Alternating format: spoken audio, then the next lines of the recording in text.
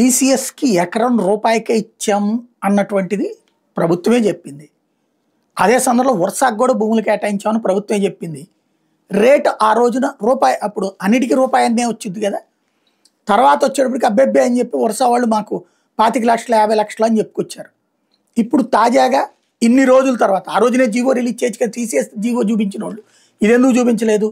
ఇప్పుడు దీనికి మధ్య మార్గపు లెక్క ఏంటంటే ఇది నిన్న లోకేష్ రైట్ చేస్తున్నటువంటి పాయింట్, వర్షాకి ఐటీ పార్క్ హిల్ 3లో ఎకరం 1 కోటి చొప్పున 3.5 ఎకరాలు కేటాయించాం. కాపులుప్పాడులో ఎకరం 50 లక్షలు చొప్పున 56.36 ఎకరాలు కేటాయించాం. ఇది ఇంతకీ ఐటీ హబ్లో పెట్టారంటే బాగుంది. కాపులుప్పాడులో 50 ఎకరాలతో ఏం చేస్తారు వీళ్ళు?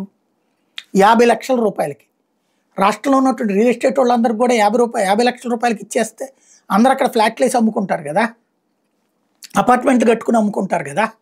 ఓన్లీ వీళ్ళు మాత్రమే ఏం పుణ్యం చేసినట్టు? వీళ్ళు సాఫ్ట్వేర్ కంపెనీ పెట్టేట్టయితే ఇక్కడ నడపాలి. ఇక్కడ నడిపేదానికి అందులో పోని వాళ్ళకి ఏమైనా అనుభవం ఉందా అంటే వాళ్ళ ఉద్యోగాల అనుభవం ఉంది, కానీ ఈ కంపెనీ పెట్టిందే మొన్న ఈ మధ్య. ఇదే విషయాన్ని ఇప్పుడు వైసీపీ నిలదీస్తోంది.